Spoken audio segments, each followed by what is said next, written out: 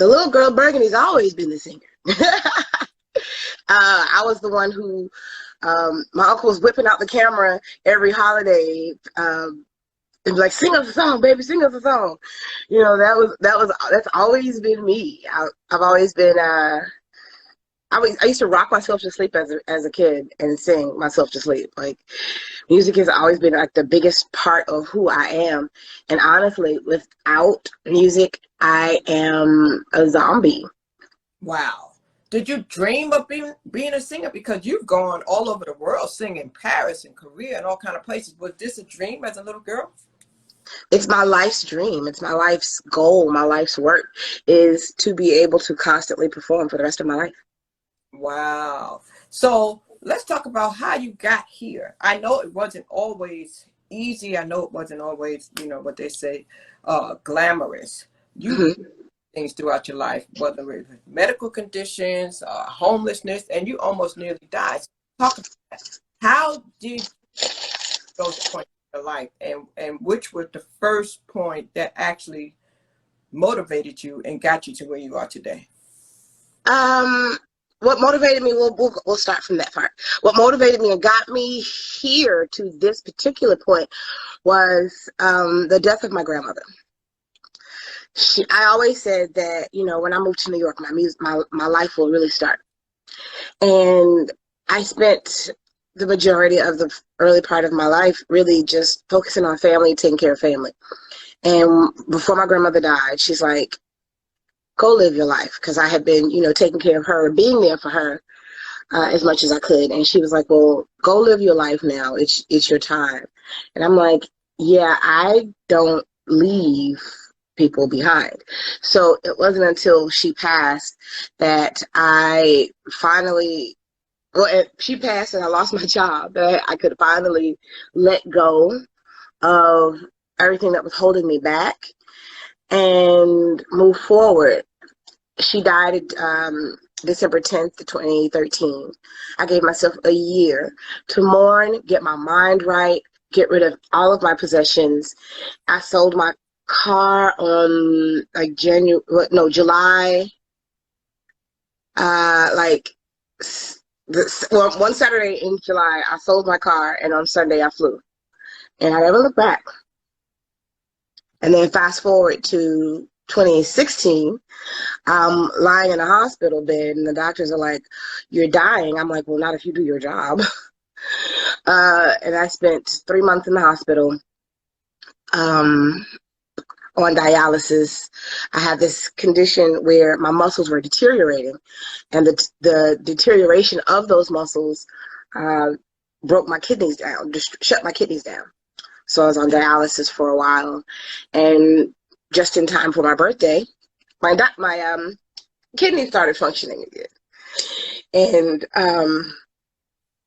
when I got out, even though I couldn't work at the time, I decided that working was a crutch and it was a distraction.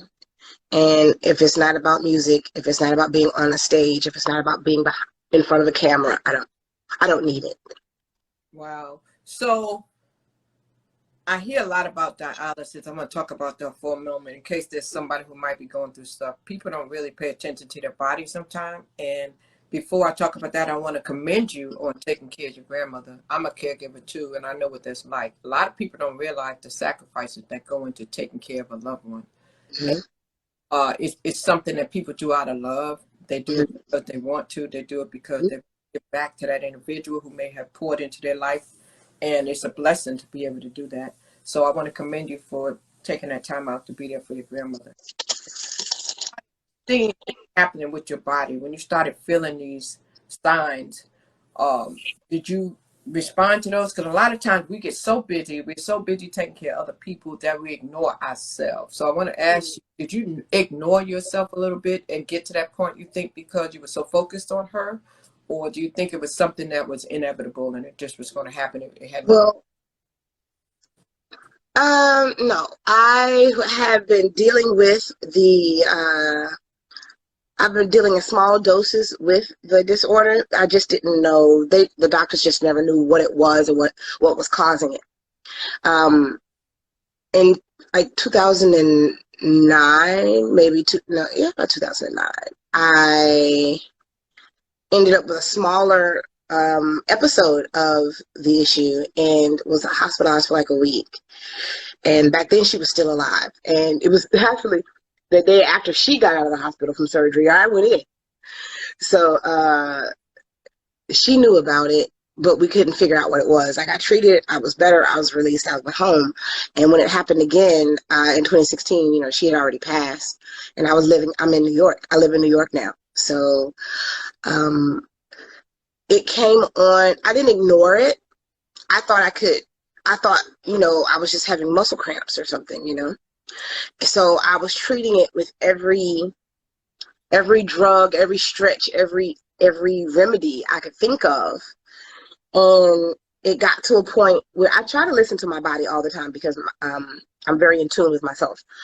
And it got to a point where I couldn't take any pain pills. No pain pills would help. No soaking in Epsom salt would help. No stretching, no amount of stretching I did.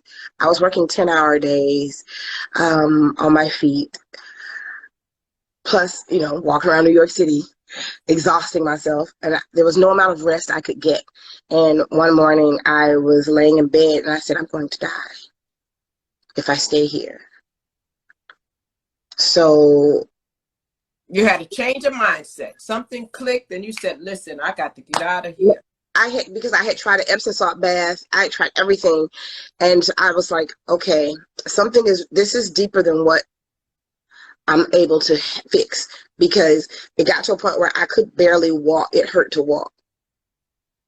So I said, I'm tired of being in pain. And for some reason, my mind was just like,